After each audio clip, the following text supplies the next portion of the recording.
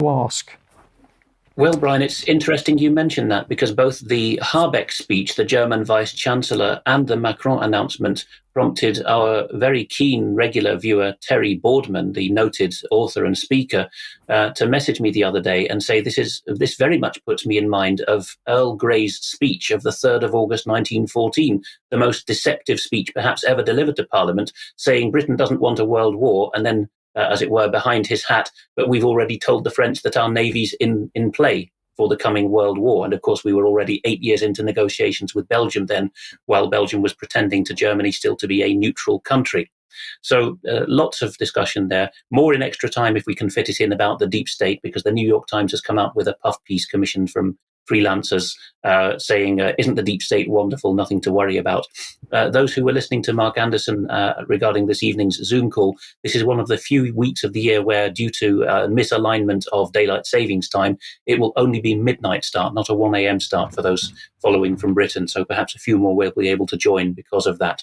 So with two Americans as guests today, one of whom is half Canadian, this may interest. The Toronto Globe and Mail, one of the most important papers in the whole English-speaking world, has got one of its heavy hitters, Lawrence Martin, writing an opinion piece telling us that excessive free speech, which of course south of the border from the Canadian perspective is a thing because of the First Amendment, that excessive free speech is a breeding ground for more Trumps. Mr. Martin says, would the rise of the hard right and Mr. Trump have been possible if the internet had been given guardrails? Not a chance. The internet undermined the established newspaper business model, we hear him shriek, greatly reducing the number of papers and coverage and creating a void. Oh dear, so it's actually something to do with the legacy media. To be fair to Mr. Martin, he's not an extremist in legacy media terms. He does say in this very opinion piece that Bill C-63, which is life imprisonment for hate speech, may be pushing it a bit too far.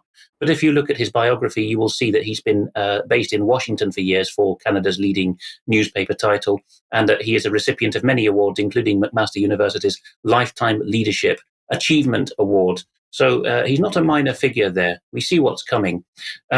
True North, a fairly middle-of-the-road Canadian outlet, is reporting that Prime Minister Justin Trudeau is going to spend 8.4 million Canadian dollars on research in the South, the global South, the third world we used to call it, to understand, quote, how climate change interacts with democratic decline. So the poor, dark-skinned people of the world do not get to choose their leaders freely and fairly because of climate change, it would seem.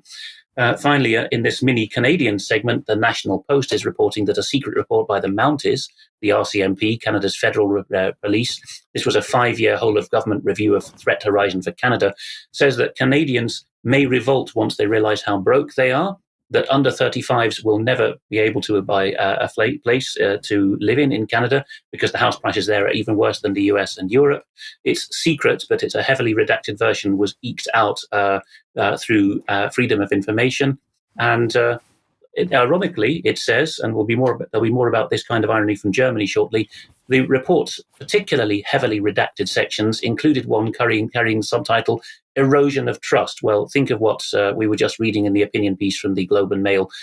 It's the plebs' fault, but apparently it's also the government's fault. Paranoid populism on the rise. Alex, thank you very much for that. It gets crazier, doesn't it? Climate change affects democracy. Well, the other group that the global governance team is worried about are vaccine hesitant people.